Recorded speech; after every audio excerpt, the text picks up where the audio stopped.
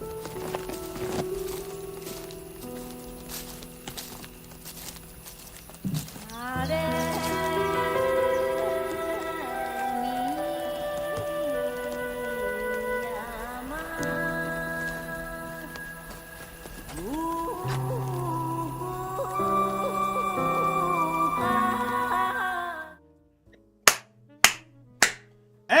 welcome, ladies and gentlemen, back to the Valley of the Judged. I am your one and only gaming monk, better known as Mildra, and with me, I have two of my good brothers and sisters here in the monastery.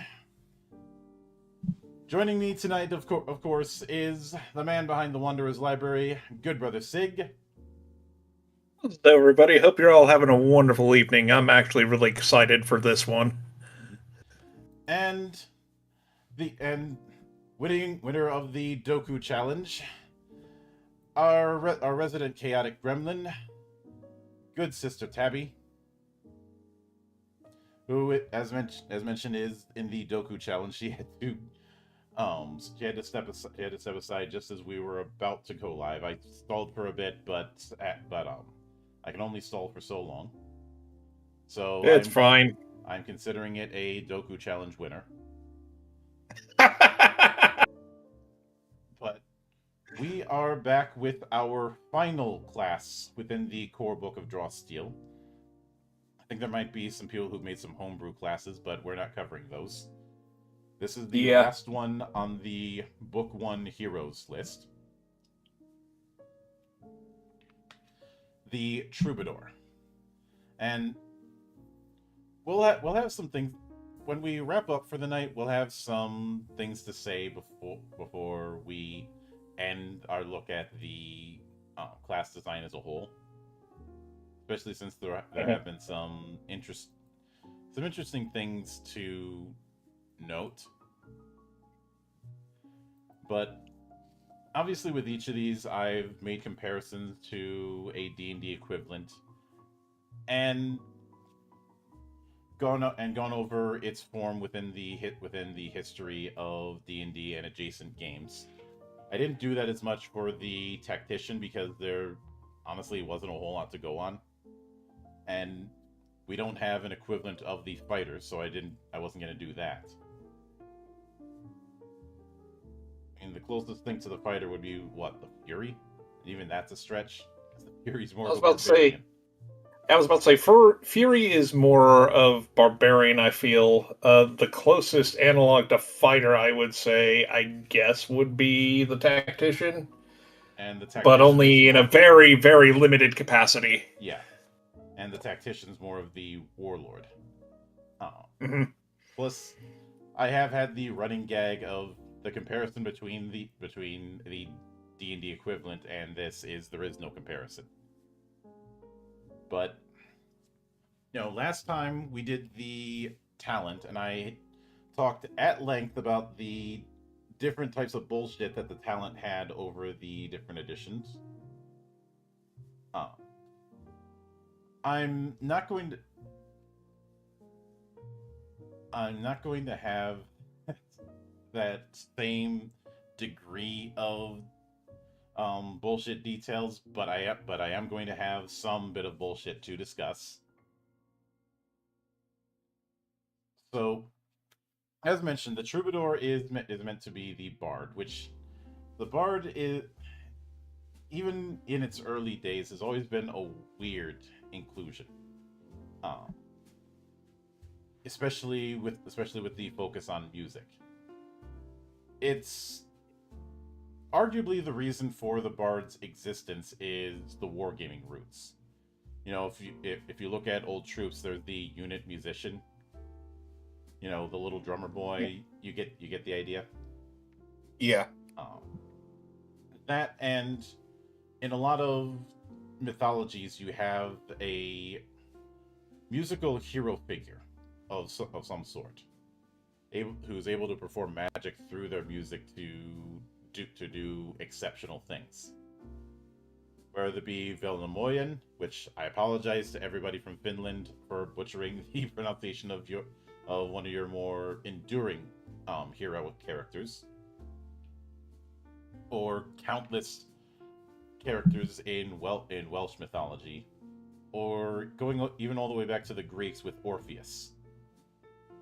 Mm. You know, playing music to calm Cerberus so that he could get into hell. And eventually coming face to face with Hades, who makes a deal with him. Okay, you can have your wife back, but can't look at her until you get out of here. Mm-hmm. Yep. Now, of course, there's the term trouvères in medieval France, and the whole concept of minstrels, which also plays a factor. Um, and I'd say that's where you get the big part of the mythology of the traveling minstrel or traveling troubadour, essentially. Mm-hmm. And of course, the whole magic as music was used multiple times in the Silmarillion, including one that had um that had Felagund and Sauron engaging in a musical battle. Nice. For whatever reason, some Tolkien scholars really hate how elements of Tolkien have created their own mythology within the history of metal. But I'm like, why the fuck not? And power metal lends itself to that kind of thing, especially power metal in Germany, because, well, Germany is the leader of when it comes to power metal bands. Mm-hmm. Germany is also the world leader per capita in consumption of cheese. These things are related.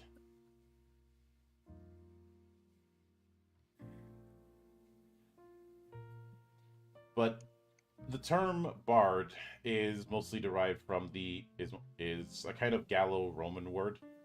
You have the bardo in Gaelic, and I am well aware that I butchered pronunciation. Gaelic is not as good as Gaelic as Zan is, and terms like bardus, which is singing, and bardoi, which is a plural.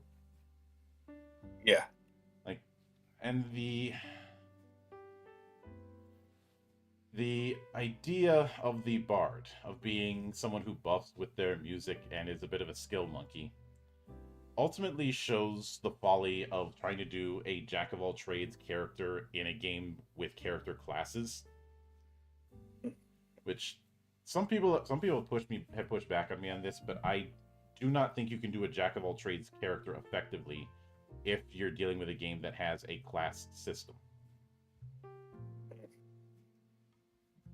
Because if I recall correctly, in AD&D, you had to go through like several prerequisites in order to even get to be able to be a bard. Oh, I'll get to that in a minute. Uh, the the problem with the jack. Think about this. Think of an individual class in whether it be a TTRPG or a video game or even even a war game, as akin to a position on a team sport. Hmm. How many jack of all trades positions are there in any team sport you have seen in your life? Not many that I can think of, and the only one I really followed for a while was baseball, and even that's a stretch. There's definitely not that in baseball. The Oh yeah. the closest thing in football is the quarterback, and that is a massive stretch. Uh, Mm-hmm.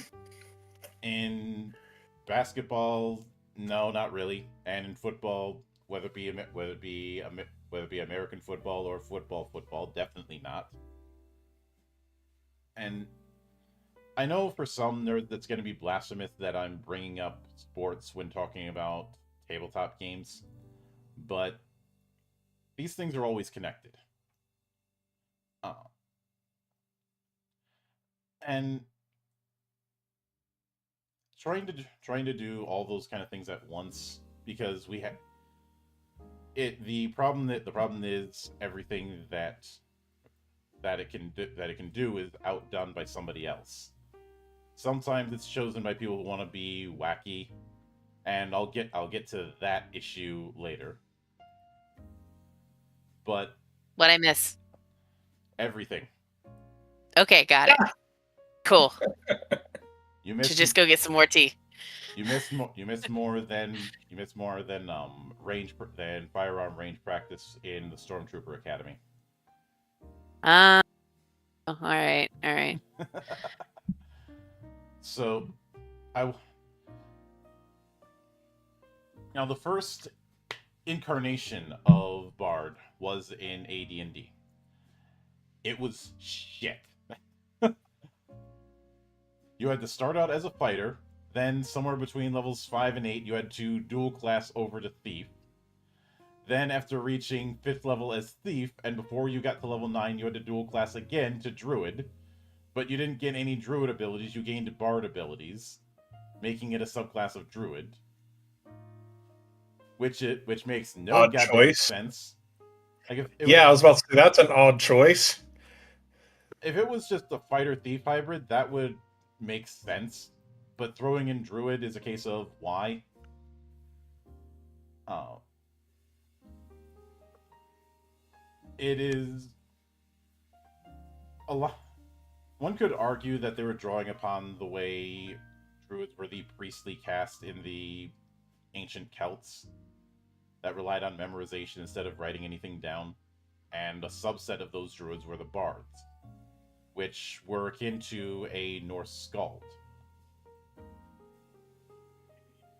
Except that's still a stretch. That was how it was in AD&D First Edition.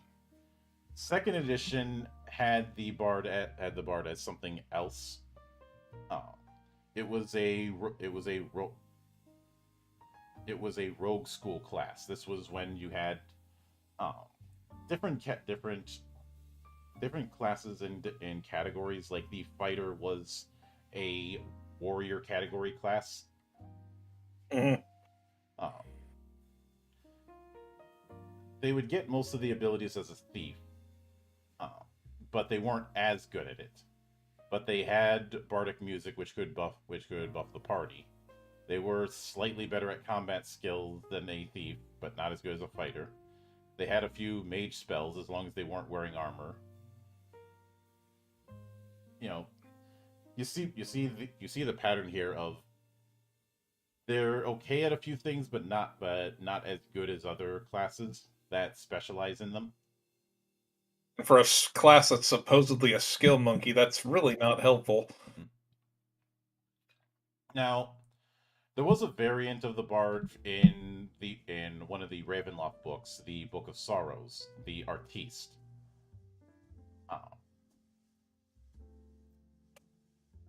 But you didn't get a whole lot, and you didn't get any fluff. Well, not much. You got one paragraph, and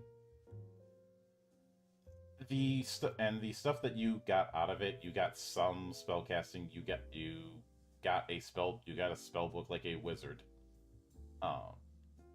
You had a few thief skills, and this was back when thief skills were on a percentage base, which is something I most definitely don't miss.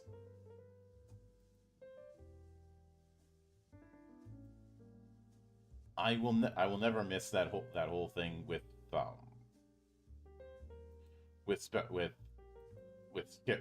thief skills where they're a percentile roll as opposed to everything else which wasn't.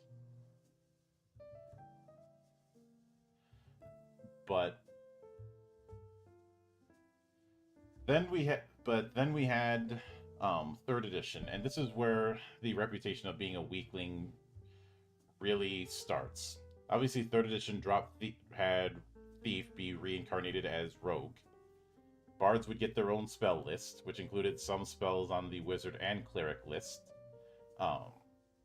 They were the only non-cleric, non-druid that had access to cure wounds.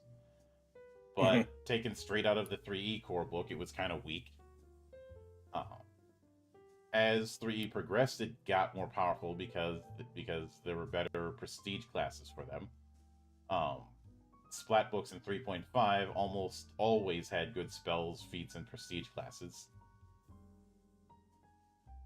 So by the end of the run with 3.5, it was tier 3, but if you're just playing core, they're tier 4. So right in the same bottom bitch end of things as the monk or the expert NPC class.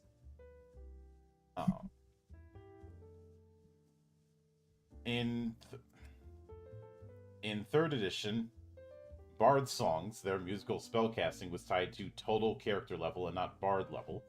So what a lot of people would do is pick one level in Bard and just level up Rogue for the rest of their career. Uh, that was fixed in 3.5. On the other hand, some abilities were just busted, like Bardic Knowledge. Why bother with developing a knowledge skill when you can just roll that? And Jack of all trades let them replace any actual skill monkey. Plus, half casters are still casters, and this was at that nadir period where casters were running every fucking thing.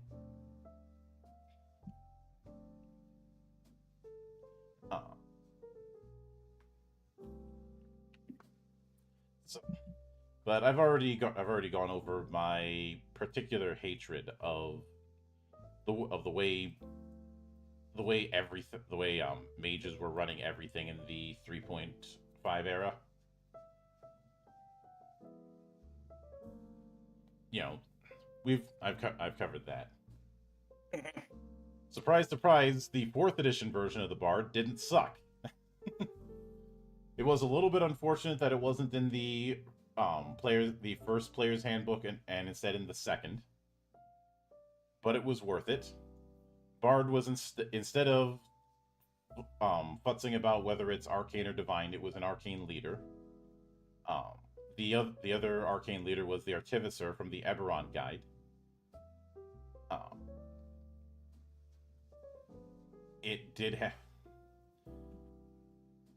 It did have bardic training, so it had ritual caster as a feat as well as a ritual book, and could use a ritual once a day per tier without components.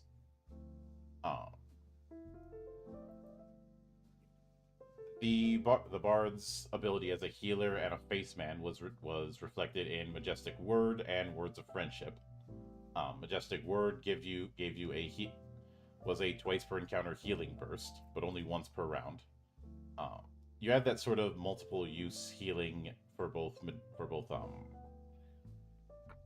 most of the leader archetypes, honestly.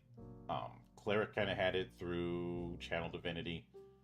Artificer had it through some of its options. I can't remember exactly what the name of it was, and Bard has it through Majestic Word. There was also a implication that bards gain their magical abilities through the combined mythos of storytelling, which I thought was a very interesting concept and gave the bard a much stronger identity, as opposed to I just pick a few things up here and there. It was the only class in 4th edition that could do multi-class feats for multiple classes, because that was how multi-classing originally worked, was through the feat system, instead of, you just take a level in something. A lot of the grogs hated it. I liked it.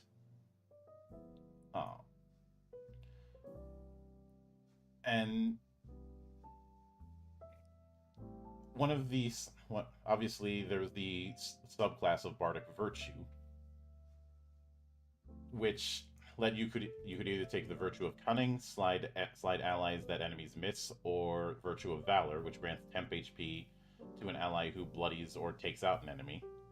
Arcane Power added the Virtue of Prescience. You can interrupt an enemy's attack, and add the Bard's Wisdom modifier to allies' defenses.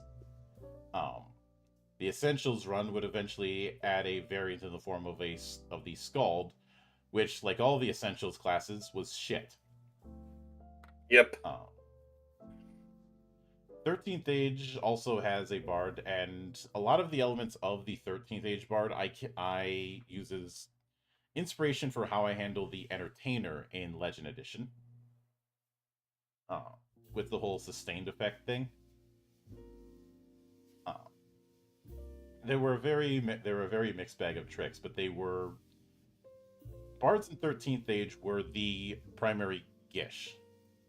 And let me go into some of the comments. Late transfer the Troubadours, Amov being Amov, the Jester, the Fool, and so on. Okay. God, the songs in Lord of the Rings is so jarring the first time I read it.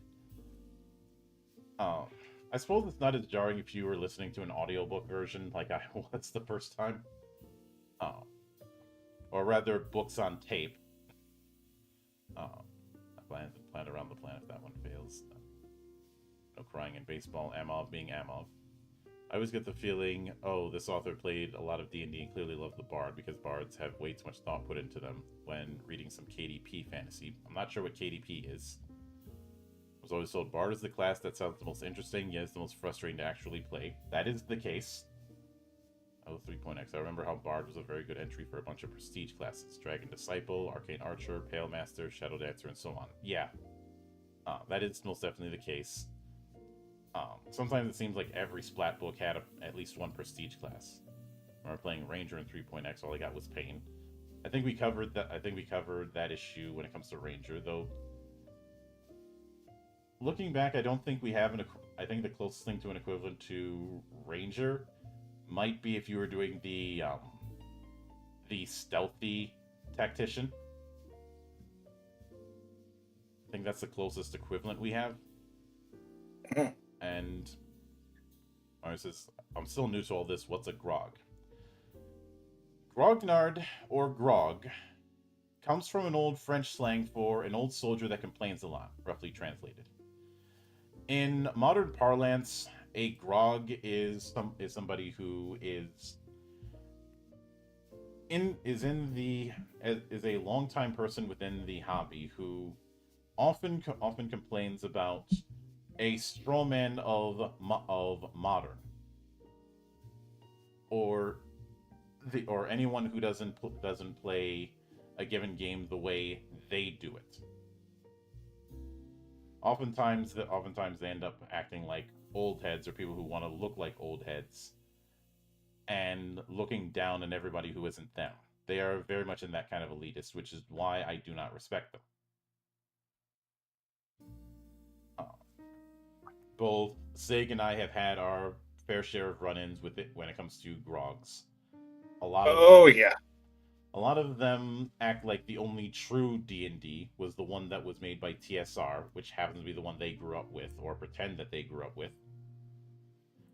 Some of them are just grouchy for an act, essentially.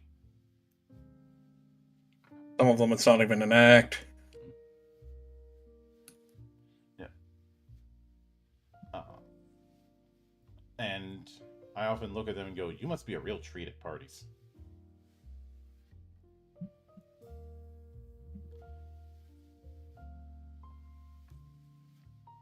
But the 5e Bard seems to have a bit of bias,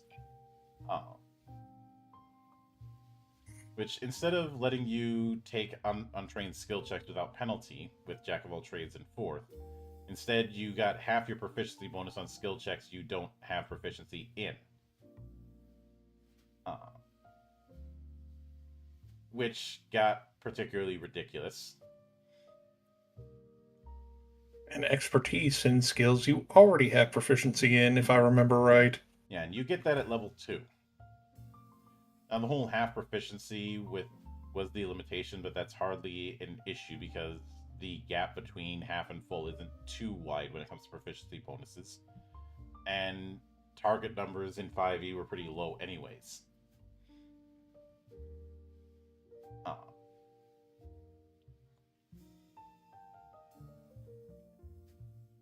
Now, the other side of it is not being able to get a bonus to skill checks, unless you took College of Lore, in which case you can use Bardic Inspiration on yourself. Mm-hmm. Even at level 20. Bardic Inspiration has the floating d6 on who you inspire, obviously. You can not, instead of dabbling in magic, you end up you had a better spell progression than warlocks.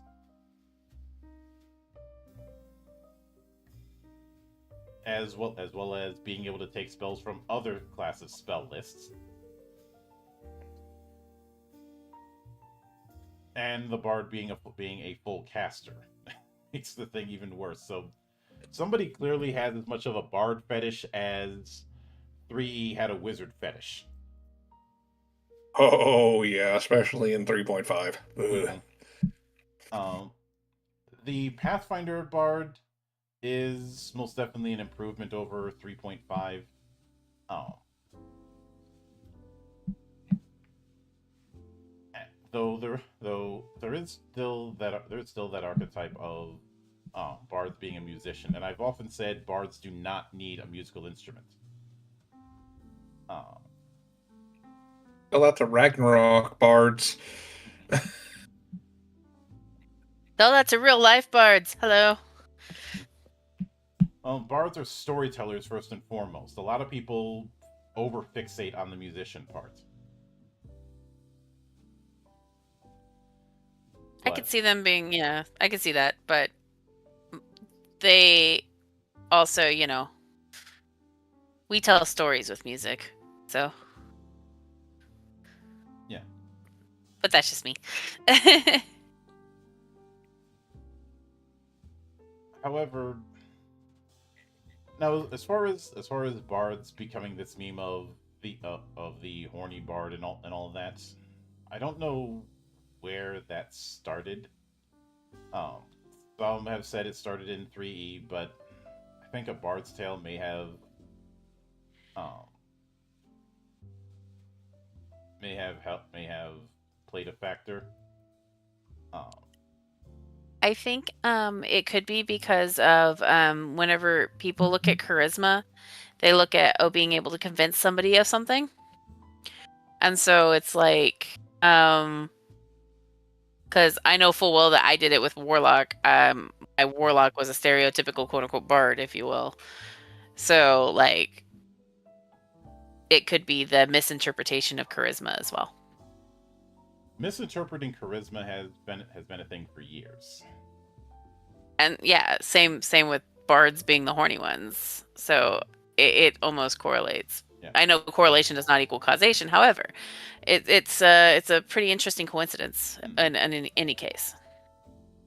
Yeah, I feel like it might have come from. If I can find it, I'll have to link it at some point. But a web comic that was made on DeviantArt, like early 2000s. Mhm. I feel like that's where it might have gotten its start.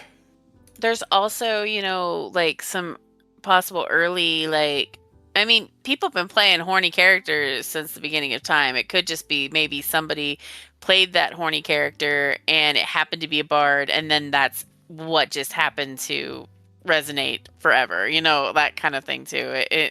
The legend of the horny bard, if you will. Let's cast some, lore finder or whatever the spell is, if I can't remember it for the life of me right now. But but obviously the big issue that makes bards such a frustrating archetype is that it's doubled down more and more on the casting and more on the skill monkey thing. But the idea of it being a support archetype, it hasn't been able to be properly emphasized, except for the one time it did, and everybody but folks like me hated it. But that brings I us loved playing a support bard. I like playing a support character in general, but playing a support bard was like, when you did it right in like 5e and you played a support bard, it was so much more fun than playing just like a run and gun, boom, boom, dead kind of character, Although I will note one thing that might piss some people off. Sword World did a better bard.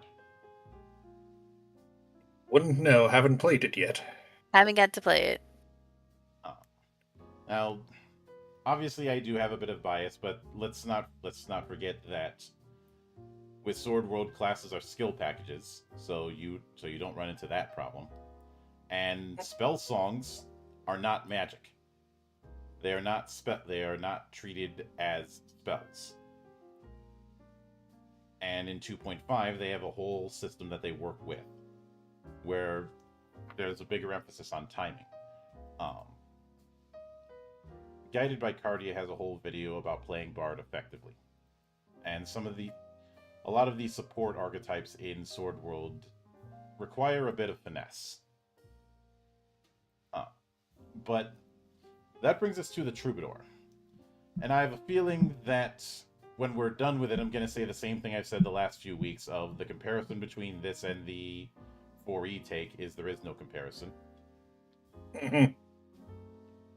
So, Troubadours start with agility and presence of 2, and pick one of the provided spreads for the rest.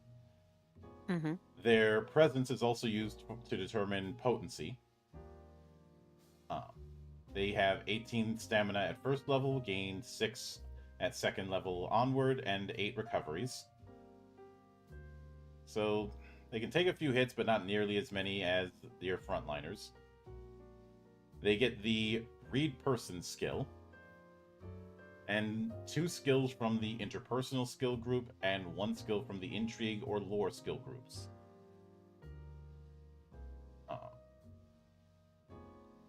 And Mario says, I was always told bards got lumped into the rockstar archetype, hence the horniness.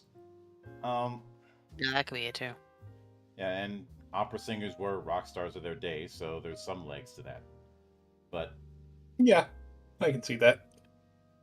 A first level Troubadour gets Class Act. This is their subclass setup. We have Auteur, Duelist, and Virtuoso.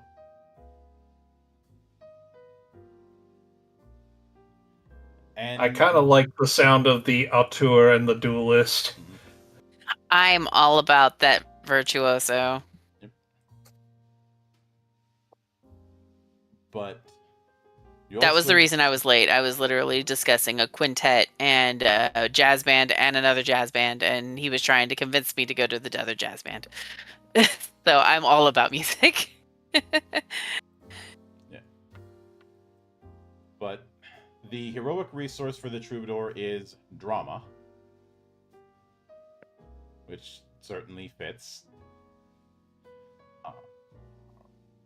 So at the start of a combat encounter, you gain drama equal to your victories. At the start of each of your turns, you gain 1d3 drama.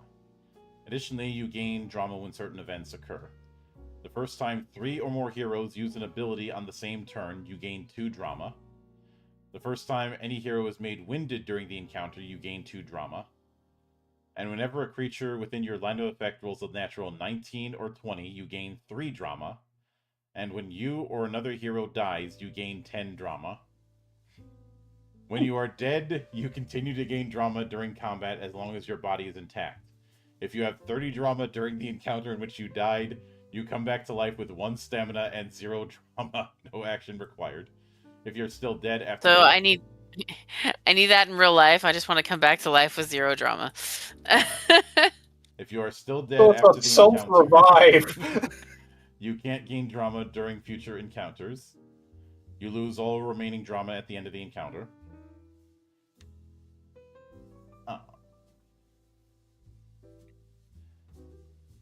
You come back and because you're only mostly dead. Yay. We do have a sidebar about the Auteur thing. Abilities like Guest Star, Miscue, and Twist in the End allow the Auteur to write bits of what happens in the battle by temporarily removing creatures from an encounter, bringing people back to life, or causing a new ally to appear. These abilities are no more powerful than any other, but they're narratively different from shooting rays of fire or swinging a sword. This is because, uniquely among all these subclasses in Draw Steel, the Auteur knows that the combat encounter playing out at your table is really a story being told by sometime later, probably in a tavern. When the Auteur uses these abilities, they are changing that story. They rewrite stories to make them more dramatic in the telling. What actually happened is a matter of some debate. Even the people who were there don't agree on what exactly took place. How the people remember it is what's important. This is pretty weird, but also very fun. If it's too weird for you and your table, you could always interpret those abilities as a kind of magic. A school of conjuring that really does change the battlefield, with which the Auteur merely flavors as rewriting the story. We'll get back That's to that. pretty cool. So they do get the benefits of a kit. The quick build suggestion is the swashbuckler kit, of course. You also get scene partner. Whenever you obtain a success on a test to interact with an NPC using a skill from the interpersonal group, you can form a bond with that NPC. When you enter into a negotiation with a bonded NPC, their patience increases by 1, maximum of 5. Additionally, the first time during a negotiation that you personally make an argument that would increase a bonded NPC's interest by 1, you instead increase it by 2 to a maximum of 5. You can have a number of bonds active equal to your level. When you form a bond with a new NPC that would exceed the limit, you must choose which of your active bonds to lose. Okay. Which I'd say that's a far more effective form of the Faceman archetype that we're dealing with this kind of class. Also known as a Diplomancer. Then with routines, you enter every battle with a set of performance abilities at the ready. Performances are magical presentations, such as songs, dances, poems, or gymnastic feats that your allies can participate in. These abilities have the performance keyword. At the start of each combat round, as long as you are not dazed, dead, or surprised, you can either choose a new performance or maintain your current performance, no action required. Your performance lasts until you are unable to maintain it or until the end of the encounter. You start with the choreography and revitalizing limerick performance abilities. Your choice of class act gets you additional performances. So choreography is a 5-square aura. While the performance is active, each target who starts their turn in the area gets +2 to speed until the end of their turn. Very nice. And revitalizing limerick. Once again, a 5-square aura. At the end of each of your turns, while this performance is active, you can choose a number of targets equal to your present score. Each chosen target can spend a recovery.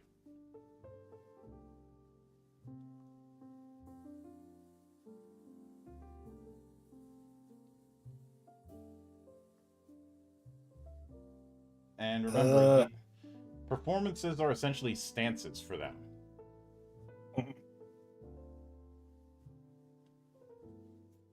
And those are the first two you get. You also get 2 features from your class act. So Achir gets blocking and dramatic monologue.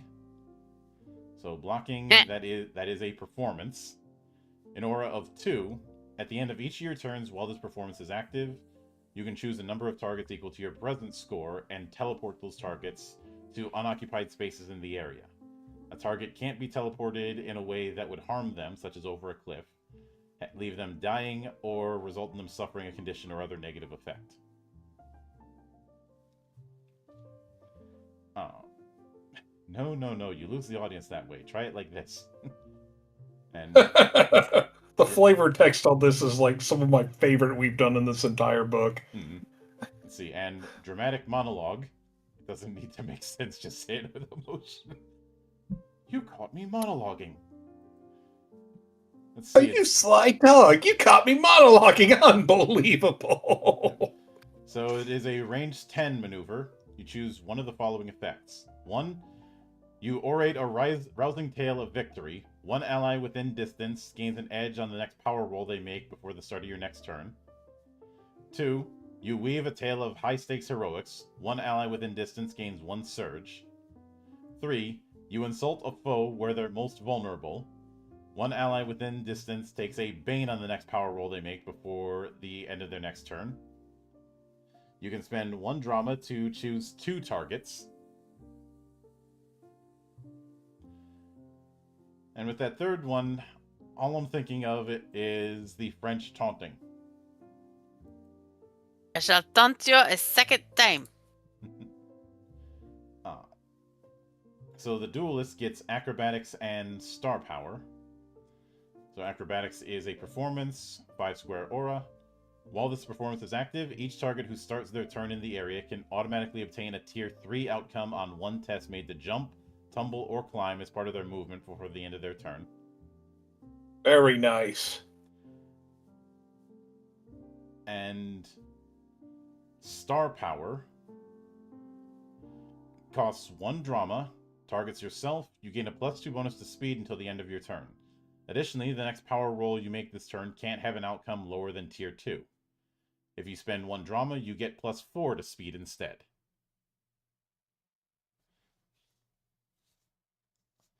Interesting. Think your mic's cutting out in a little bit. Testing. And there it goes 1, again. 2. There it is. I see. I hear you. Yeah. I hear you now. Yeah, Discord decided it wanted to mess with me. But Virtuoso gets Power Chord and Virtuoso Performances. Yee! So Power Chord is a 2-square burst, targets each enemy in the area. You push the enemies 1, 2, or 3 squares. I'm immediately thinking of the Ground Shaker in Brutal Legend.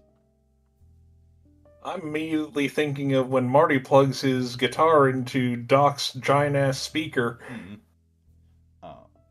And then Marty's actor would find an even bigger speaker at a convention. Rock and roll. Mm-hmm. So Virtuoso Performances, you get 2, which are both performances, so both routines. So we have Thunder Mother.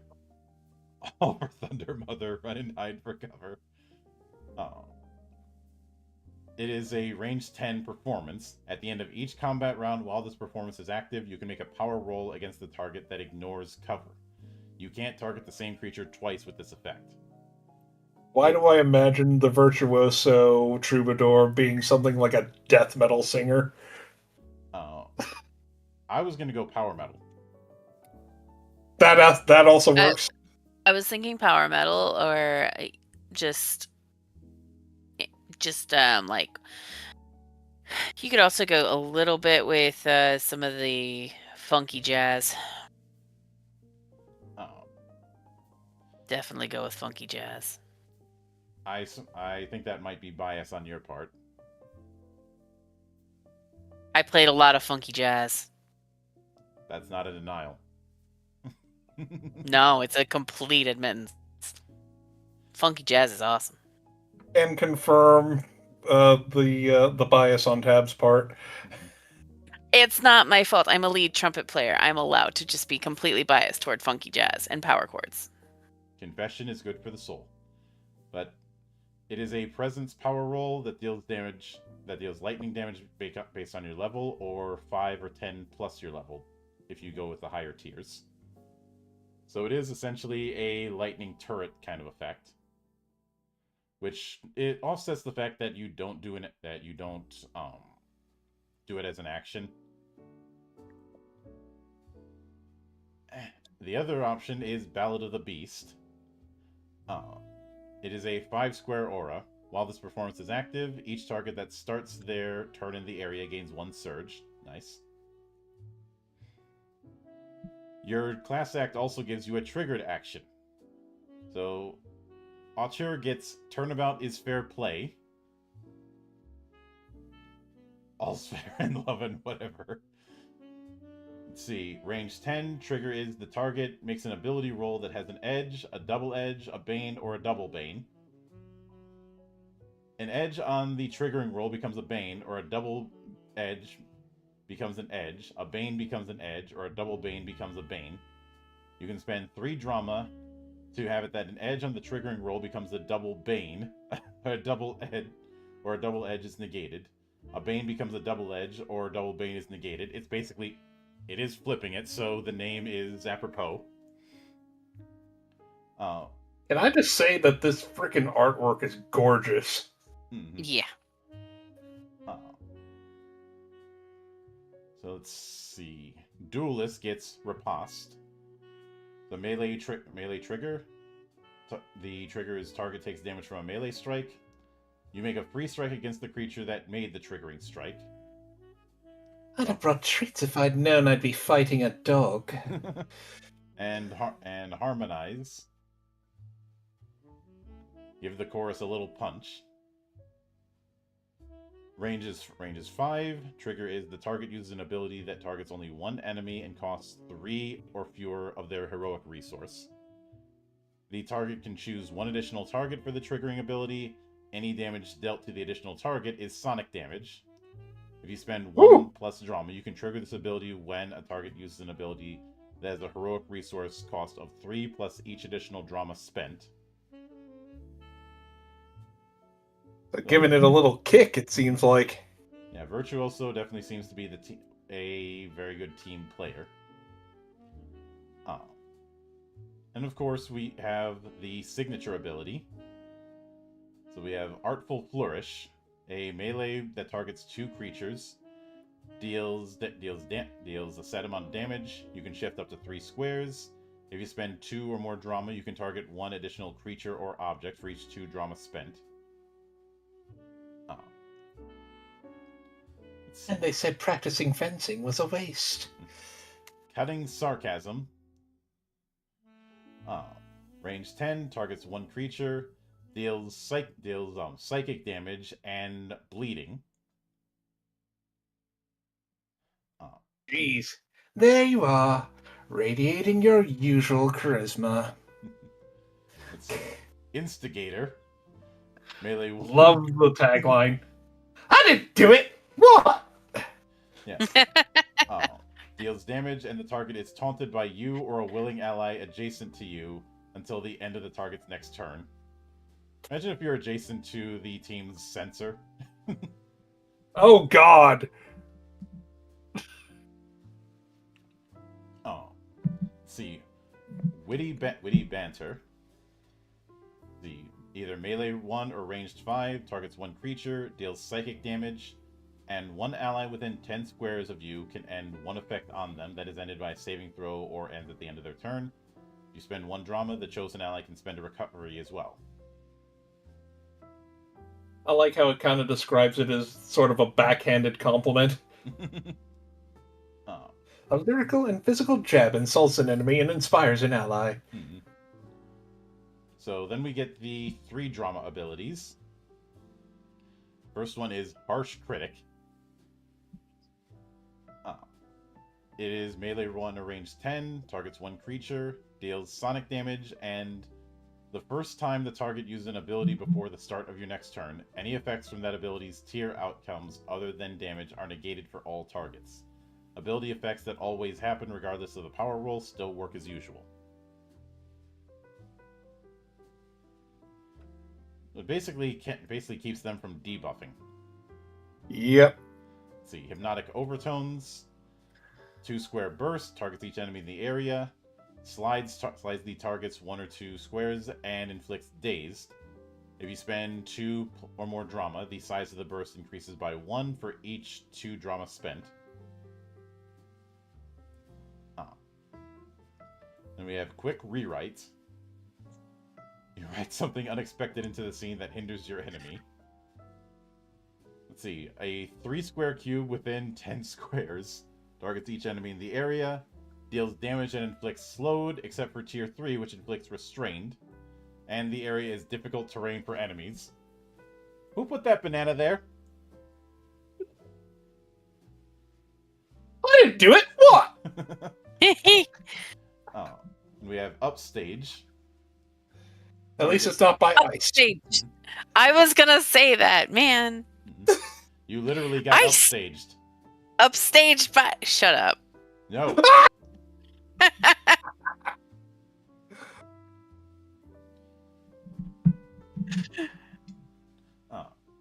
I guess we have that dramatic reversal. Damn it. What the... Good effort, have some steak. But as you bob and weave through the crowd, you can't help but leave the audience wanting more. The target's bobbing and weaving like a boss. You shift up to your speed. You then make 1 power roll that targets each enemy you move adjacent to during this shift. Inflicts taunted, end of turn, and prone. At tier 3, it's prone and you can't stand until end of turn. Oh, wow.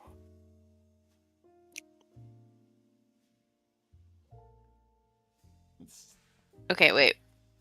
I have taunted in this is basically their attention's on you, right? Yeah. So is this like a...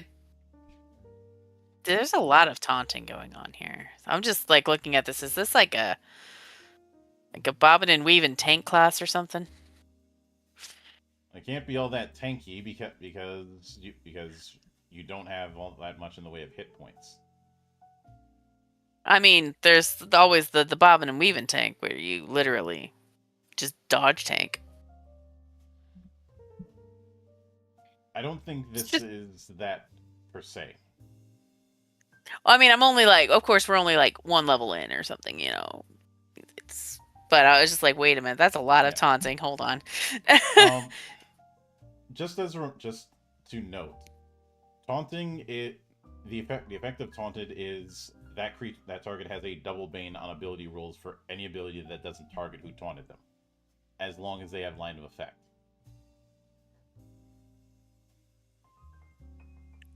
Yeah, I just was curious whenever I saw like at least 2 things on here so far with taunted. I was like, wait, I just wanted to clarify. And so then we have the 5 drama abilities. So we have Dramatic Reversal, which is a 3-square burst, targets yourself and each ally in area. The targets can shift 1 square and make a free strike. Tier 2 is 2 squares and make a free strike that gains an edge. Tier 3 is 3 squares and make a free strike that gains an edge, and then spend a recovery. Get ready for a surprise! And Dragon brings up Dragon Force is great. They're not great at playing live, and I don't think Dragon Force is a good representative of Power Metal. And I remember seeing them live, and they ended up missing way too many notes. Dragon Force?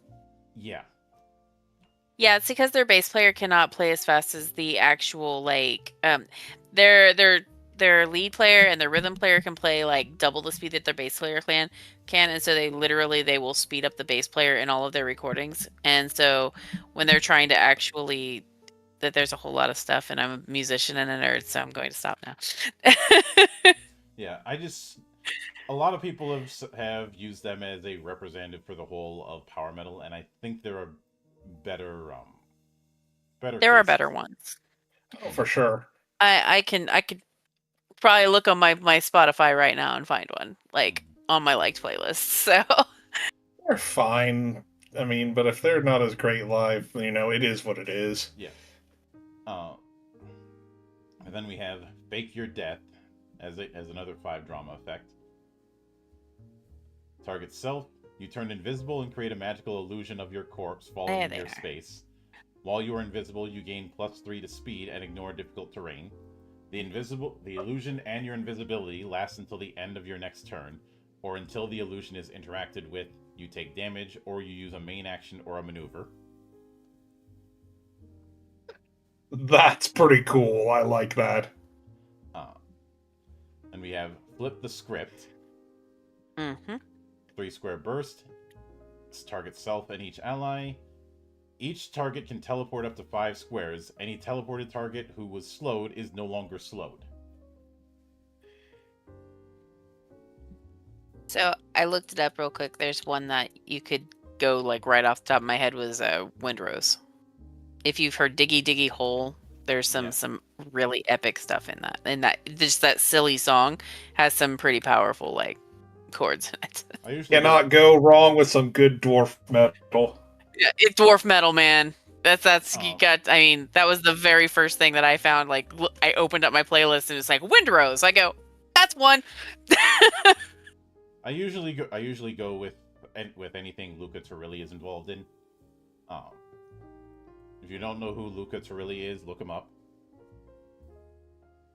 Or just go with Avantasia, which is essentially a power metal supergroup. But then we have method acting. They're so hurt by your performance you start to believe it yourself. So Keanu Reeves. I was gonna make a really bad joke, but now I'm not going to. I know that some acting schools are trying to discourage people from doing method acting because of It's numerous unfortunate incidents. Heath Ledger. Heath isn't the only one. A lot Yeah. of method actors have gone crazy in some form. Johnny Depp. Heath Ledger. I can't remember. There's so many of them. The Joker, the newest like one of the newer Jokers. Jared Leto Joaquin tries to be a Phoenix? method actor and manages to piss everyone off in the process. Mm-hmm. Like that whole thing with the dead cat during the filming of Suicide Squad. Jesus Christ, he did that? Yeah. He's crazy because he was trying to completely embody the Joker. Or at least that version of the Joker, and it failed for other reasons. Then again, I think the thing is, Heath Ledger also tried to embody the Joker, and his method acting led him to kill himself. Yeah. But anyway, method acting as a heroic ability, as with the others, costs 5 drama, ranges melee 1, deals damage and inflicts weakened. You can become bleeding, save ends, to deal an extra 5 corruption damage to the target. Oh, dang. So, dang. Truth in advertising. And that's first level. No, the first one's like, oh, that's cool. And then it's like, oh, no. And second Great, level... why don't the rest of you show up? Hey, Vegeta, I was fucking kidding! And at second level, we start with Appeal to the Muses. You can give a rousing speech, invoke your inspirations, or lift your fellow spirits, appealing to the muses to heighten a battle's drama. However, irony is eager to hand your fortune to the villain to achieve the same end. Before you roll to gain drama at the start of your turn, you can make your appeal, no action required. If you do, your roll gains the following additional effects. If the roll is a 1, you gain 1 additional drama. The director gains 1d3 malice. If the roll is a 2, you gain 1 heroic resource, which you can keep or give to an ally within the distance of your active performance. The director gains 1 malice. If the roll is a 3, you gain 2 of a heroic resource, which you can distribute among yourself and any allies within the distance of your active performance. So it's a way to give...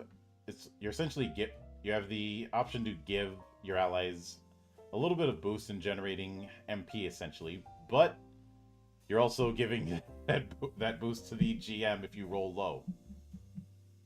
Yep. And remember, this is on a 1d3 roll, so don't fuck up. And we will get to Malice much later, but for now, I'll just say that Malice is the GM's equivalent of a heroic resource that's shared among all monsters.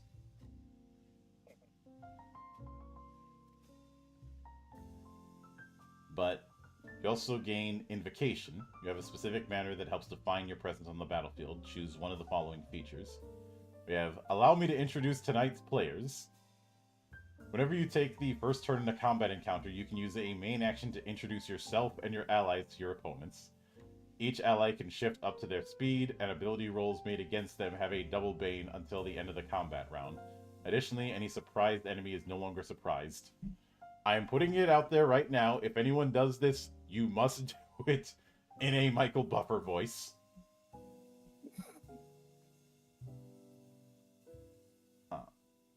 We also have formal introductions.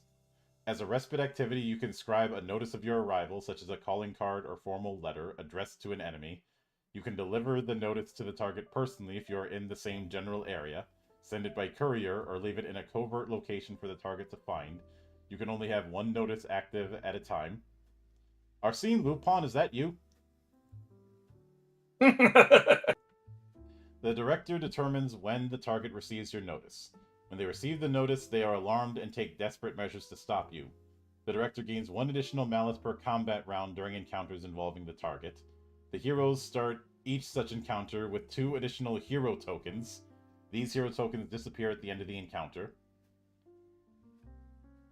And let me refresh things when it comes to hero tokens, because we haven't seen that term in quite a bit. So give me a minute. I was muted.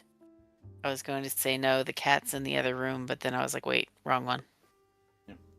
So, as a reminder, when it comes to hero tokens, this is the group resource that you can spend to gain 2 surges, to turn a failed saving throw into a success, reroll a test.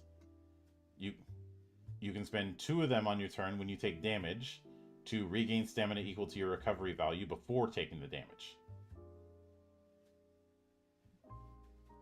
So you're not going to get hero tokens often, but they are powerful when you get them. And yeah, formal introductions. How can I look at that and not think Arsene Lupin? But then we have What's my cat got to do with That's this? my cat name.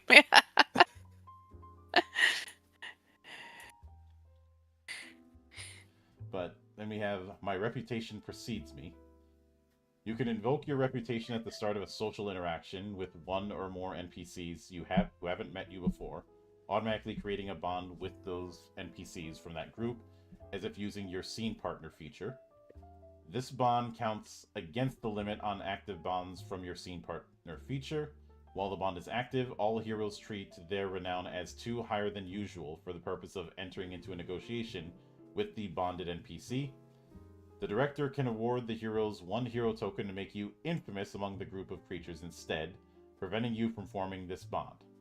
Until you take action to improve your reputation, all heroes present take a bane on tests made to interact with creatures in the group using skills from the interpersonal skill group. You can still use your scene partner feature to find allies within the group. So you get a hero token, but you're also not going to be all that great at negotiation if the director chooses that approach, because reputation can swing both ways.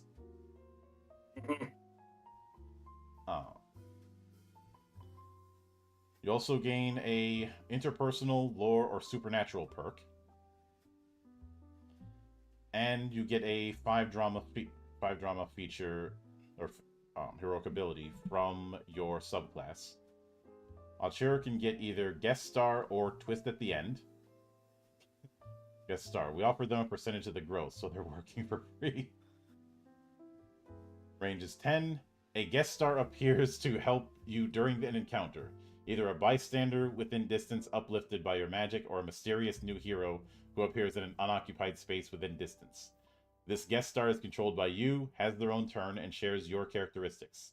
Their stamina max is half of yours. They have no abilities other than your melee and ranged free strikes.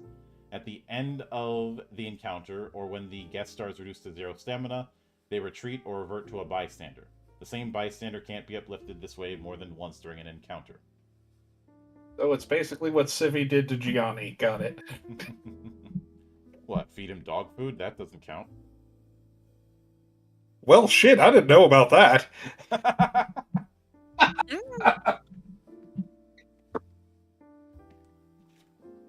I was talking about the bounce check, but hey. Yeah. But and I just says reputation swings both ways. Mildred, you forgot to say no pun intended. I said what I said. And then twist at the end. You didn't see that coming, did you? Range is 10, targets 1 dead enemy. A target who is not a leader or solo creature comes back to life with half their stamina and becomes an ally under the director's control. The players can work with the director to determine when the target takes their turn each combat round. At the end of the encounter, the target turns to dust and is blown away.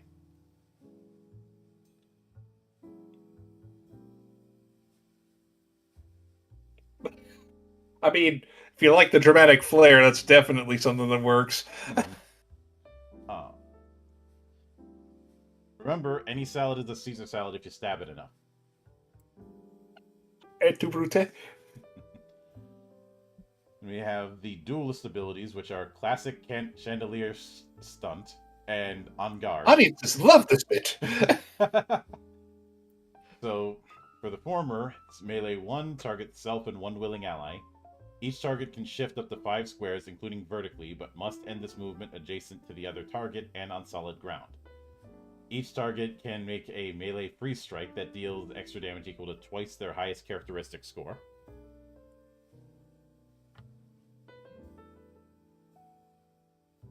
So pairing the movement. Nice. And thank you for gifting the membership, Mario. Hope Agile Monk enjoys the insanity that comes with this place. Yeah. And on guard. Wait, it's guard, Wait. turn, parry, spin, thrust, ha. I thought it was swish, swoosh, stab. Let's see. Melee 1 targets one creature, deals damage, and the target can make a melee free strike against you.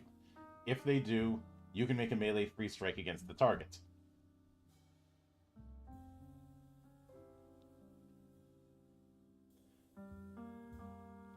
Which I feel like anyone who's picking the duelist subclass for this wants to be Zoro.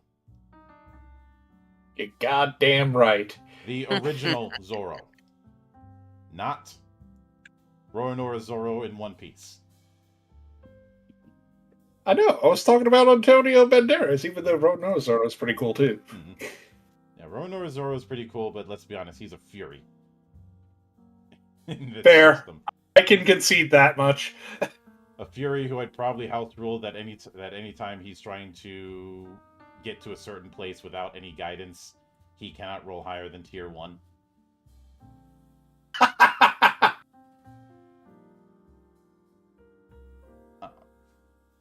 Because no sense of direction. Yeah. But Virtuoso gets Encore and Tough Crowd. So Encore, range and target is special. You use an ability that you have observed being used during this combat round. The ability must have the strike keyword, cost 5 or less heroic resource, and cost no malice. When you make the strike, you use your present score for any power rolls, and any damage you deal is sonic damage. Oh, nice. Mario goes, Anthony Hopkins was the original Zorro. No.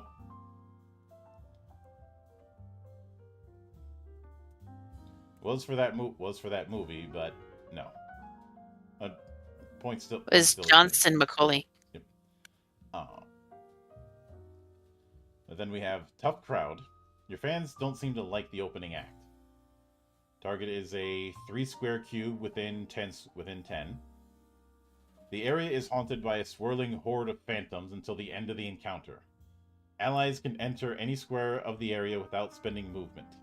At the end of each of your turns, you can make one power roll that targets each enemy in the area.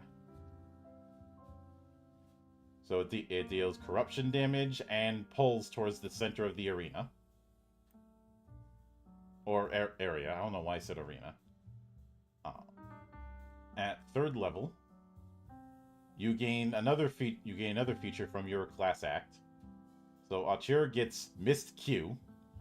If you aren't surprised during the start of an encounter, you can choose one enemy within your line of effect who is not a leader or solo creature. The director temporarily removes the chosen creature from the encounter. The chosen creature enters the encounter at the start of the 2nd combat round.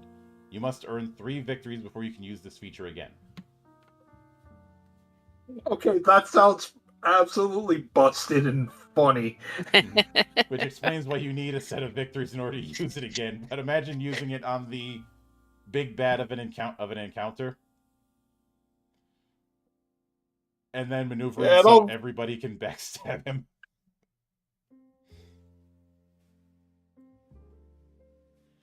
Now, granted, you couldn't do that with the big bad of an encounter technically because it has to be a leader. Or it has to be not a leader or solo. Yeah. Mm-hmm. The creature in question goes to attack, and all of a sudden just has the Goku instant transmission pop sound. Yep. Duelist gains foil. I have one of those. That was the first dueling sword I ever used. At the start of an encounter, choose one creature within your line of effect. You have a double edge on power rolls made against or in competition with that creature. The chosen creature also has a double edge on power rolls made against or in competition with you. If the chosen creature is reduced to 0 stamina, you can choose a new foil at the start of the next combat round. So it's essentially a compelled duel. I feel called out, and I don't know why.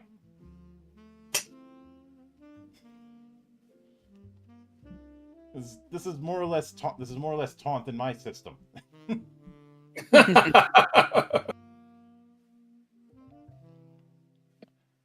But Virtuoso gets second album. Oh god, Virtuoso really is the rock star. Yep. And,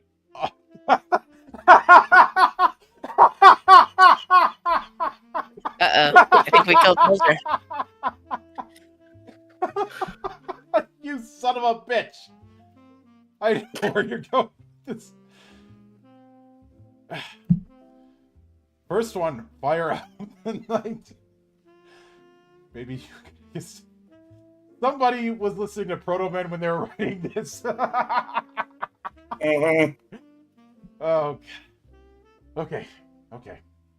I'm good. I'm good. You sure about that? No. Fair enough. Let's go. So, 5 square aura. Target self and each ally in the area. While this performance is active, each target who starts their turn in this area doesn't take a bane on strikes against creatures with concealment. Once during their turn, they can search for hidden creatures as a free maneuver. Yep. Then we have Never Ending Hero. Ranges of 5 square aura. Target self and each ally in the area. While this performance is active, each target who starts their turn dying while in the area gets an edge on power rolls and ignores the effects of bleeding until the end of their turn. Hydra goes, go grab a drink, Bill. You've been at this for almost an hour and a half. What, you don't think I have a drink? I got tea right here. I'm out of tea. I made sure to have an extra liter. Always come prepared, folks. I just have my water in my canteen, so I'm good. Is it a Vault 13 canteen? No, it is not. By the way, the original Zorro is Tyrone Power. Just fun facts. Yep. But at 3rd level, you also gain a 7 drama ability. So we first have Extensive Rewrite. No, this isn't right. That foe was over there. 4 square burst. Targets each enemy in the area. Deal slide, and the slide can ignore the target's stability depending on potency. Instead of sliding a target, you can swap their location with another target as long as each fit into the other space. You can't slide targets into other creatures or objects using this ability.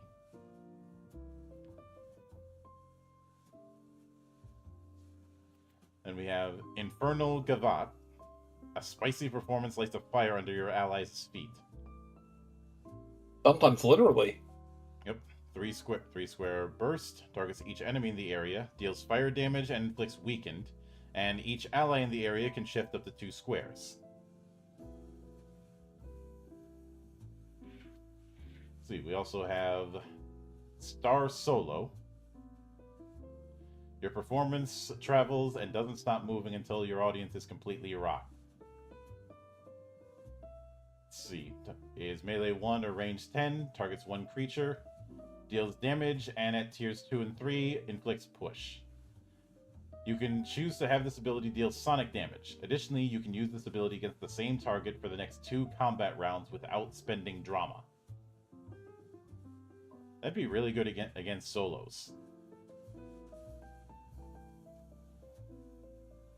Which explains the name. We meet at last. You magically intertwine your fate with another creature, for better or worse. Range 10, targets 1 creature. Until the end of the encounter, both you and the target can target each other with abilities, even if you are beyond distance.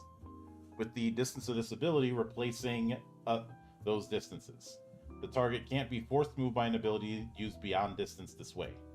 Additionally, once on each of your turns, you can use a free maneuver to communicate a motivating or dispiriting message to the target, either granting them 2 surges or forcing them to take a bane on the next ability roll they make before the start of your next turn. So, I could see this being used as both a buff and a debuff. Mhm. But at 4th level, your agility and presence go up to 3. You also gain melodrama. You have more ways of getting drama out of a situation. Choose 2 of the following events to add to the events that grant you drama during battle. Whenever a creature rolls a natural 2 on a power roll, you gain 2 drama. The first time the director deals damage to a hero using a villain action or an ability that costs malice, you gain 2 drama. The first time a hero unwillingly falls 5 or more squares, you gain 2 drama. The first time a hero deals damage with 3 surges, you gain 2 drama. And whenever a hero spends their last recovery, you gain 2 drama. Alternatively, you can forgo choosing a new event to choose one event you already have, including an event gained with this feature. When the chosen event grants drama, you gain 1 additional drama.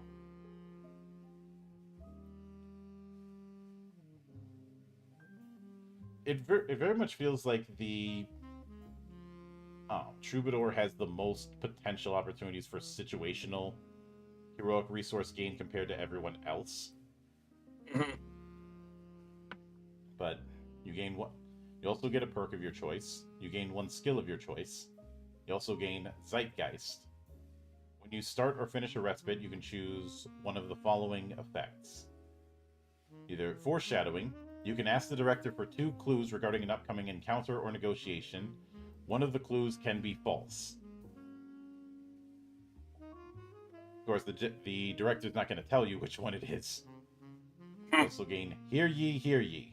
By bragging, intimidating, leading, or lying, you attempt to spread 1 piece of information into the local area. Make a presence test. Tier 1, your information reaches nobody. Tier 2, your information reaches the nearest populated area of town size or larger. You and each ally present when you make the test gain an edge on presence tests in that area until one of you spends a recovery. Tier 3, your information reaches the nearest populated area of town size or larger, plus the next closest such population. You and allies present for your test gain an edge on presence tests made in those areas until you start your next respite. And the third thing you can get from Zeitgeist is latest goss. You can ask the director for 3 rumors regarding the area you're in or an area you plan on entering before your next respite. One of the rumors can be false. I feel like you could get the most out of Hear Ye, Hear Ye.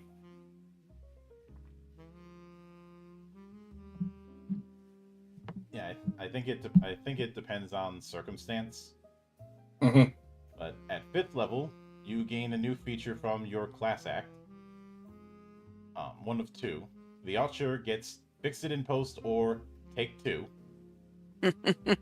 So Fix It in Post. Once during each of your turns, you can use a free maneuver to change 1 condition affecting a creature within distance of your dramatic monologue ability. Choose one of the following conditions on the target: bleeding, frightened, prone, slowed, or taunted. You change that condition to another one of those conditions, maintaining the duration and origin of the original condition.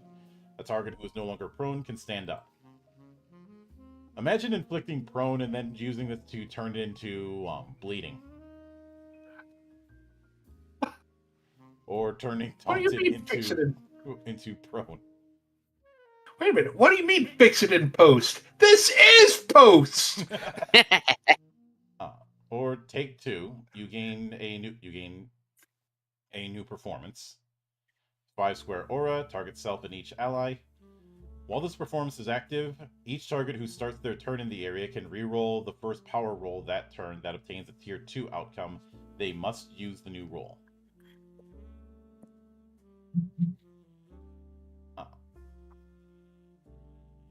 It's interesting there. So the duelist gets verbal duel and we can't be upstaged. right, ice. So, verbal duel. Once on each of your turns, while the target of your foil feature is adjacent to you, you can use a free maneuver to exchange words with them. Make an opposed presence test with the target. Whoever gets the highest result can make a free strike, which deals psychic damage instead of its usual damage. That is cutting. And we can't be upstaged. You gain a new performance ability. 5 aura, targets yourself and each ally. While this performance is active, a target who starts their turn in the area gains a bonus to the distance they can shift, equal to your presence score until the end of their turn. Swordplay, so graceful. It looks like you all practiced this. Virtuoso gets bolstering banter and medley. The former, once on each of your turns, you can use a free maneuver to exchange words with a target of your current performance other than yourself. The target can spend recovery to gain temp stamina equal to their recovery value. And medley, you can maintain 2 performances at a time using your routines feature.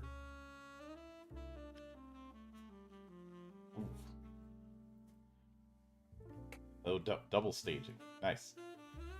Mm-hmm. At 5th level, you also gain a 9 drama ability. So we have Action Hero. Say 3 square burst, deals damage, and unless you score a critical hit, this ability can't reduce a non-minion target below 1 stamina.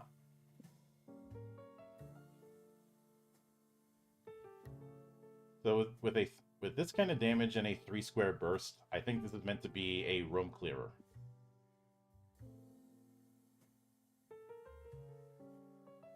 Then we have Continuity Error.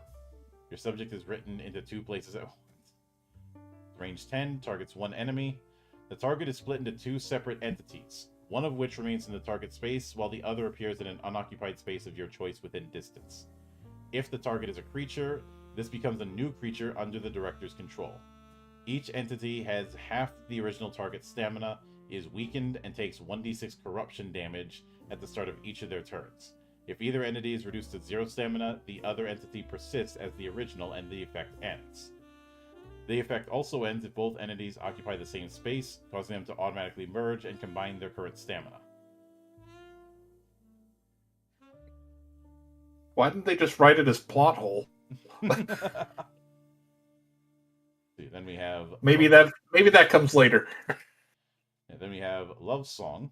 You play a small ditty that plants you inside your target's heart. Range is 10, targets 1 creature. The target gains 20 temporary stamina. Until the end of the encounter, whenever the target takes damage while you're within distance, you can choose to take the damage instead of the target. Love hurts, folks.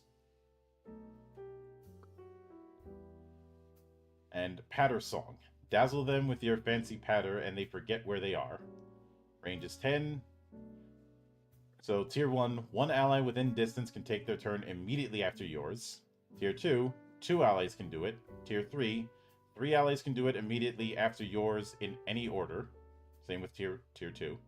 One of those allies can have already taken a turn this combat round.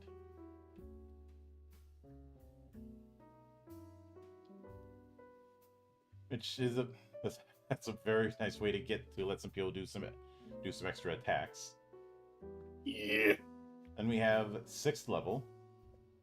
You gain 1 interpersonal, lore, or supernatural perk. You also gain Spotlight, a new performance. The audience is watching, so you better give them a show. While this performance is active, each target who starts their turn in the area, 5 square aura, gains 1 of their heroic resource. This heroic resource disappears at the end of the target's turn if they don't spend it. So, if you don't use it, you will lose it. You also get one of 2 class act abilities. So, Auteur gets Here's How Your Story Ends and You're All My Understudies. The former is a 5 square burst, targets each enemy in the area, deals psychic damage, and inflicts frightened. The latter, it's important for everyone to know each other's lines just in case. Can relate.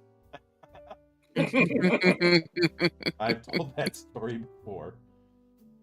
Until the end of the encounter, each target gains the speed bonus, weapon distance bonus, disengage bonus, and stability bonus of your currently equipped kit, in addition to their own kit's bonuses. I imagine that also applies if your ally doesn't have a kit. They would just get the bonuses from yours. Because remember, not all classes have kits. Most of the casters don't.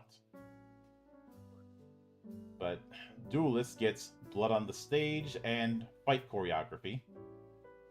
I love Blood on the Stage's quote. It's all love and blood, or drama and blood.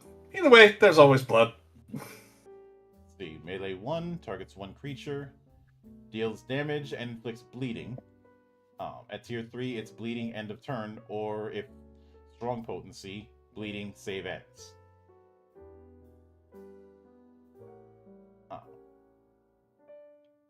And Fight Choreography is also Melee 1. You and the target each make a melee free strike that targets each enemy within 3 squares of either of you, dividing the enemies between each of you. You choose which enemies your free strike targets and which enemies the target creature's free strike targets. You then slide the target 5 squares, ignoring stabilities. You and your partner make a flashy show of daring do, then get back to your corners.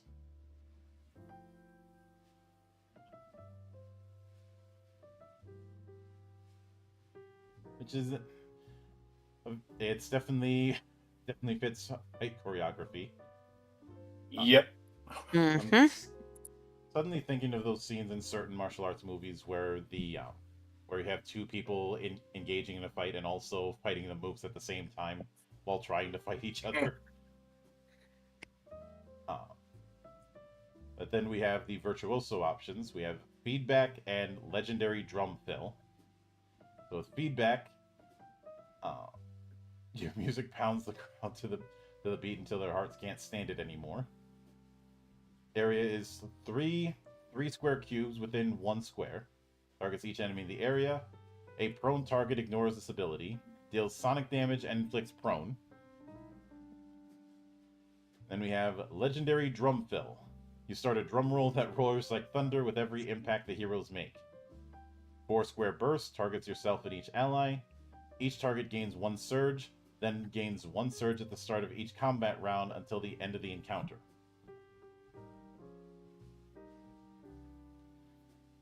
I think between positive bonuses all around. Mm-hmm. Let's see. At 7th level, each of your characteristics goes up by 1 to a max of 4. You also gain equal billing. You can use your scene partner feature to form a bond with one willing hero instead of an NPC you interact with using a test. If you bond with another hero, you lose your existing bond with a hero. Additionally, you and creatures you are bonded with gain a +1 bonus to saving throws. Whenever you or a bonded creature succeeds on a saving throw, you and each creature you are bonded with gains temp stamina equal to your level. Very nice. And a Muse's Muse. At the start of each of your turns during combat, you gain 1d3 plus 1 drama. You also get 1 skill. No, not bad for 7th level. At 8th level, you get 1 perk. You get a new feature from your class act. Auteur gets deleted scene. Whenever a creature within distance of your dramatic monologue ability makes a power roll, you can spend 1 drama as a free triggered action to use dramatic monologue, targeting only 1 creature.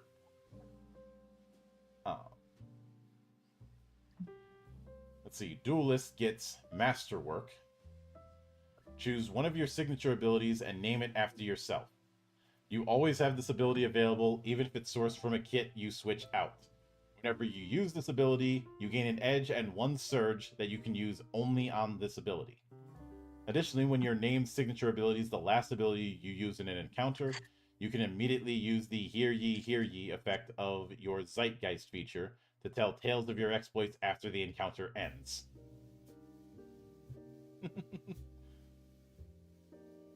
Sounds awesome! And Virtuoso gains Crowd Favorites, which gives you 2 new performance abilities.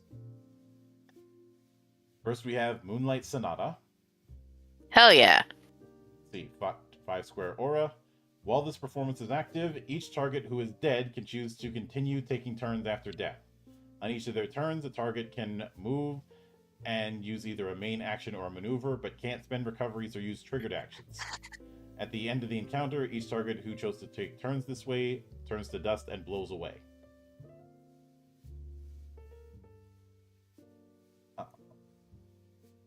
But there, so you essentially have the option of reusing the dead, but I wouldn't use this on ally PCs. They might get mad.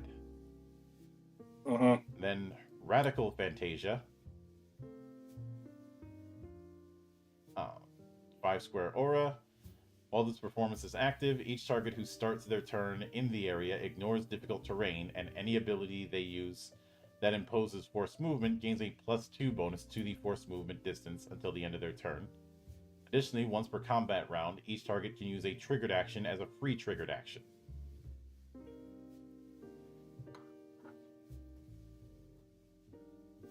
Very, very interesting setup there.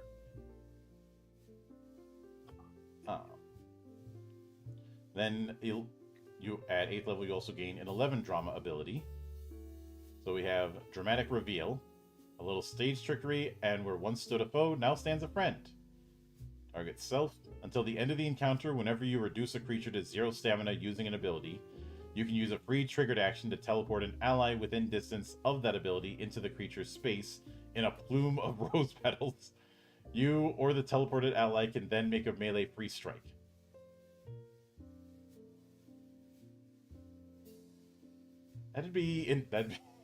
That's an interesting way to set things up. And yes, I believe the rose petals are mandatory. I mean, we could go a step further and make them like sparkles like Armstrong from Full Metal Alchemist has. We have Power Ballad. A song for the brokenhearted wraps around the target and blossoms into a ward of thorns. Every rose does have its thorn. Ow. All right. I didn't know we were referencing poison in this. Yep. Let's see. Range 10, target self or one ally. Until the end of the encounter, whenever the target takes damage while winded, they can use a free triggered action to deal half the damage they took to the source of the damage.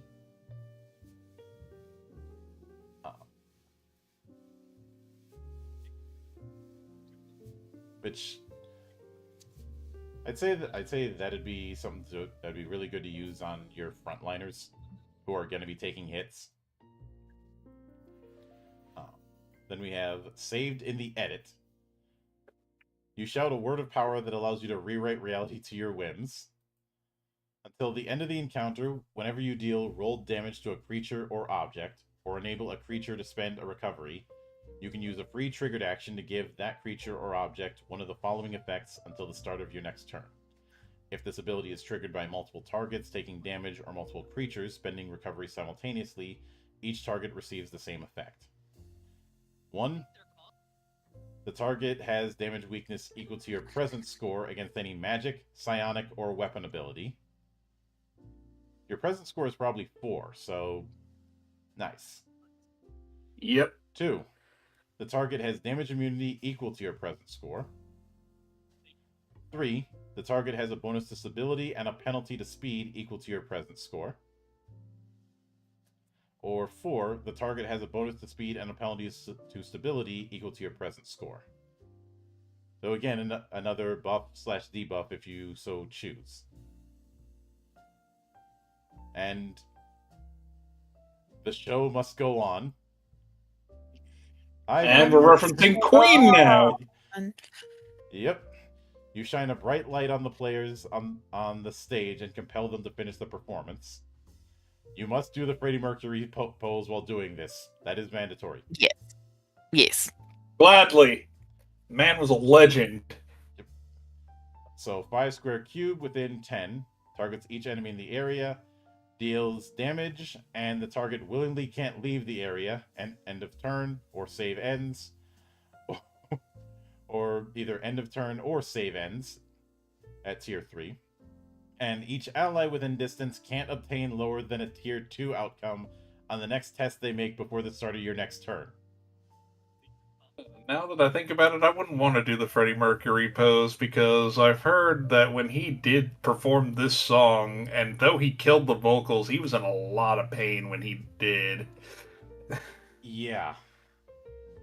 But at 9th level, you get Roar of the Crowd. You are empowered by your audience, near and far. You can't be made frightened, and if you are prone, you can stand up as a free maneuver. Additionally, whenever you spend a recovery, you can forego regaining stamina to invoke the roar of an invisible, applauding audience. You and each ally within 3 squares of you gain temporary stamina equal to 10, plus the number of active bonds from your scene partner feature, plus either your victories or the number of players in your game, whichever is higher. Good lord. You also get your final class act ability. So Archer gets either Epic or Rising Tension. So Epic, it deals is either melee 1 or range 10, targets one creature. The target takes either a Bane on ability rolls, a double Bane on ability rolls, or a double Bane on power rolls. You also choose one ally within distance. While the target is affected by this ability, each time they use an ability, the ally can make a free strike against them after the ability is resolved. You also gain Rising Tension, or Rising Tension is the other option. You don't gain it as well, sorry. Range is 10. The target gains 3 of their heroic resource, has a double edge on a power roll of their choice made during their next turn, is no longer slowed or weakened if they were before, and can immediately take their turn after yours if they have not taken their turn already this round. It really So feels like basically, so they basically give a character basically the main character syndrome for a turn. The Troubadour is the main character. What are you talking about? Let's see, Duelist gains Expert Fencer and Renegotiated Contract. You can land the strike, the crowd goes wild.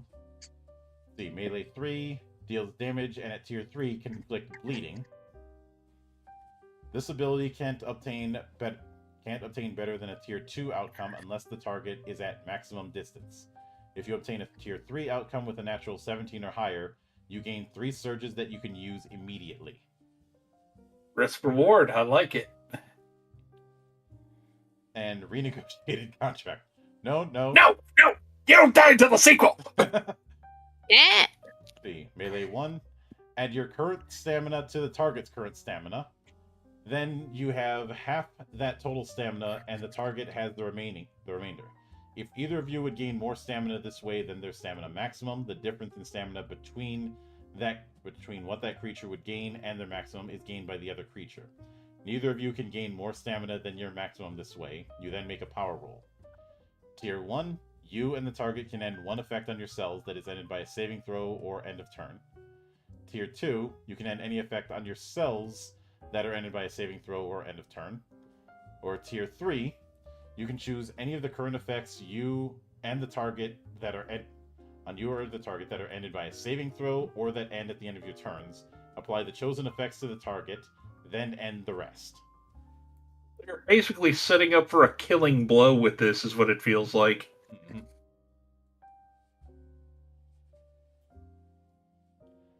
Yep. And Virtuoso gets either Jam Session or Melt Their Faces. Melt their faces. So, Jam Session is a 5 square burst. Deal sonic damage to each enemy in the area. Each creature within distance gains +5 to speed until the end of their next turn. While under this effect, each target must use their full movement during their turn.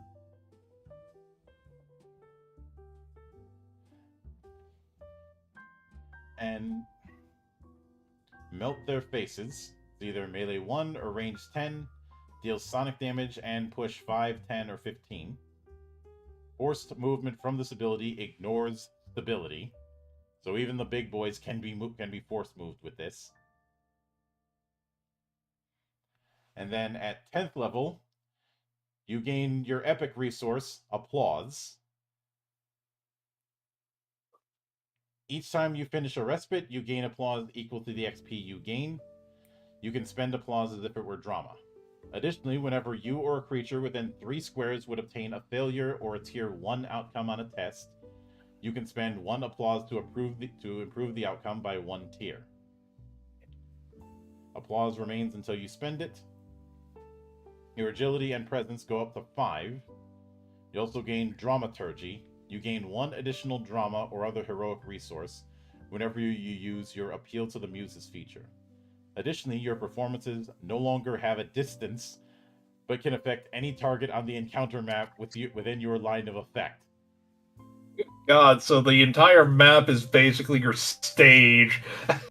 They should have called this All the World's a Stage. Mm-hmm.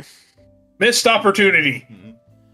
Let's see, greatest of all time is you also gain. Whenever you gain success on a test, each NPC within your line of effect has their impression score decreased by 4 during a negotiation to a minimum of 1, and each ally within 3 squares of you gains an edge on their next test. These effects last until you start your next respite. And you gain 1 interpersonal, lore, or supernatural perk, and 1 skill.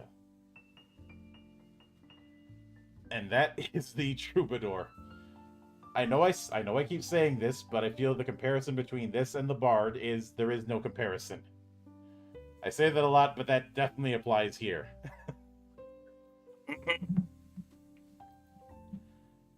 Bard has a history of being a problem class. The Troubadour is not a problem class.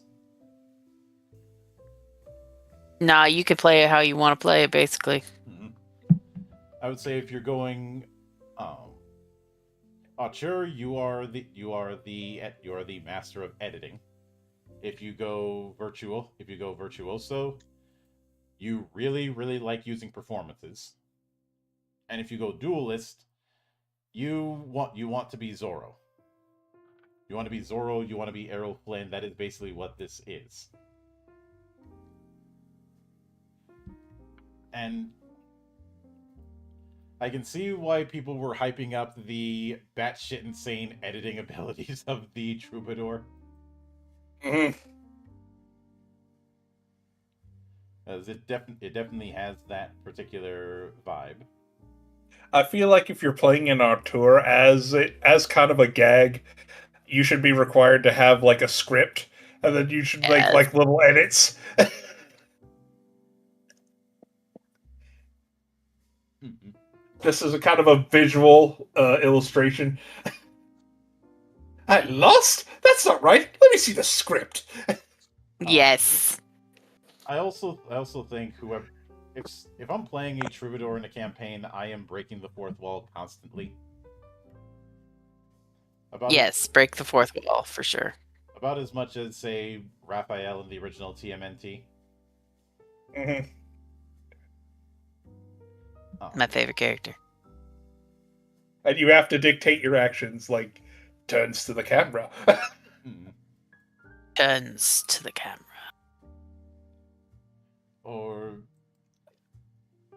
But with that said, I think this is as good a time as any to cover how the design of the classes as a whole. So, what did you guys think of the way classes are set up here? All killer, no filler. I have not seen a single class in this book that didn't at least pique my interest in some way, even though my top 3 are the Censor, the Fury, and of course the Troubadour. I'd have to agree. Honestly, I really like the Troubadour. My mic is being weird, so now I can't get back to my thing. Hold on. I really like the Troubadour. I really like the Scion. Talent. You kept calling it a Scion, and my brain was not. It's not here right now. The talent was the successor to Scion and surpassed it. Yeah, the talent. Sorry, I was fighting with a cat in a microphone. And honestly, like I really like the shadow. Mhm. I really like the shadow. Yep. But I know if I were to play this, I would probably end up playing the conduit. Yeah. Or the troubadour. There's even though some classes are definitely more team players than others, there's a lot of team player effect with everybody.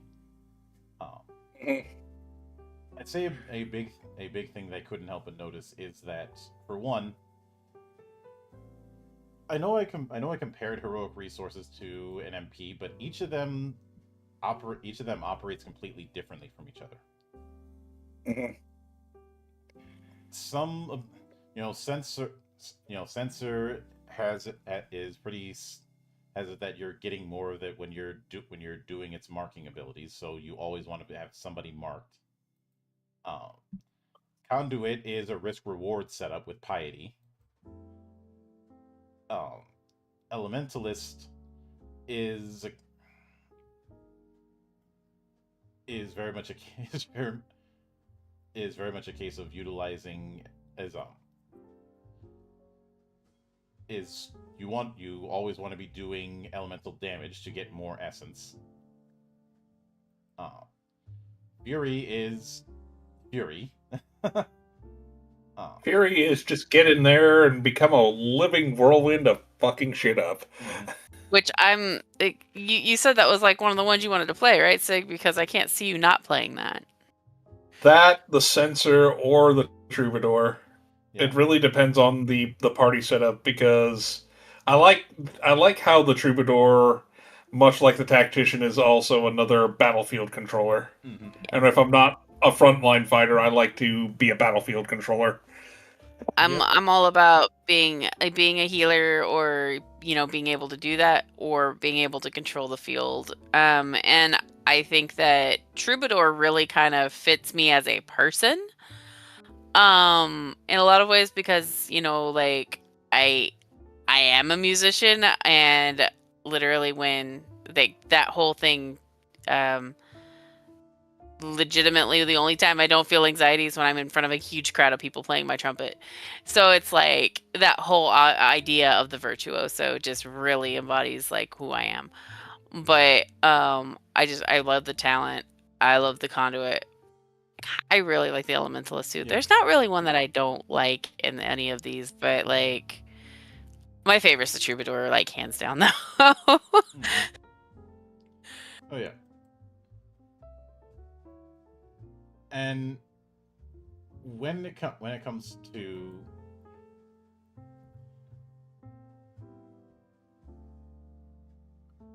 when it comes to say the null, they're all about keeping keeping enemies close and and area control. The shadow is the art of not being seen. The point that I'm Or getting at blowing shit up. is Or that blowing shit up. the when you're trying to get more of your heroic resource in combat, you're naturally going to be using the kit that it's designed for. There's also the fact that each of that each of the each of these setups with the classes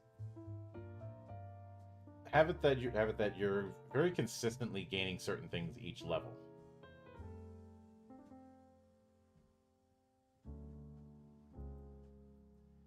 Which is definitely appreciated compared to certain approaches that try to have an inconsistency. It also means it'll be much easier to homebrew classes for draw steel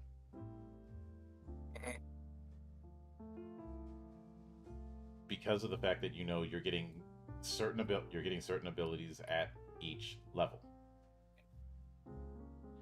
Now granted, that's in a very broad sense, but it is still a thing. Uh, you're getting perks at certain levels. You are getting or you're getting subclass abilities at certain levels. I think The only bad thing I have to say about the class design is some of the casting classes teasing us with more subclasses than are actually there.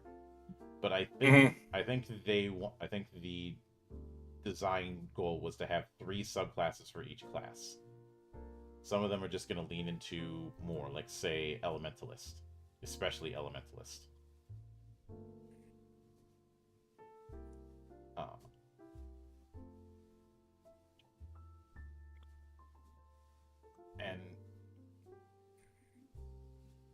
And I think there were a few others that were definitely in that were definitely in that particular case. Because I'd like to say only 3, but then I remember Elementalist had 4 specializations. And while I'm at it, let me check the rest.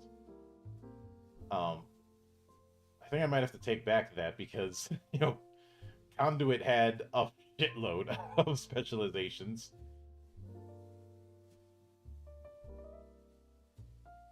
Conduit had 12.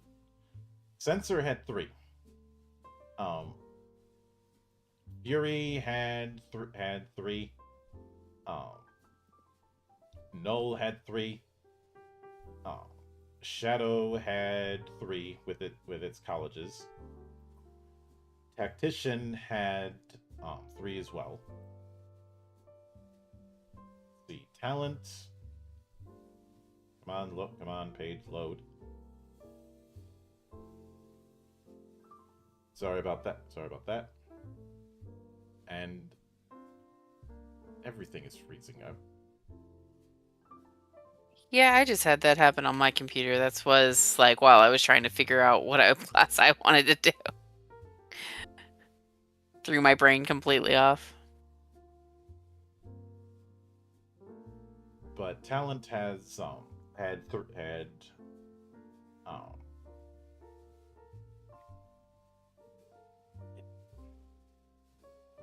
it had 3 supported, but there were a few more that were teased. And Troubador has 3.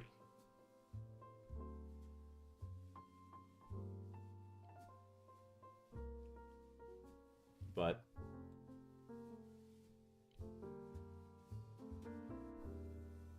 I would say that there isn't, because of the fact that we don't have a bell list section, you're not having the overlap issue. And testing 1, 2, because it looks like my model decided to freeze on itself. Uh-oh.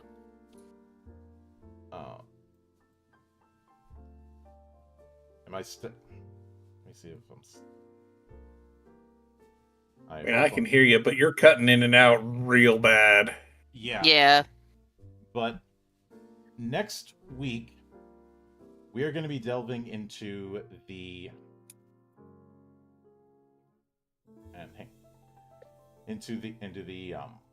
kits. So keep an eye out for that. And of course, the Return of the Cloister is going to be tomorrow. But until then, on behalf of the good brothers present and not present, my name is Mildra. I am your gaming monk. Stay fucking frosty, everybody. See you on the trail.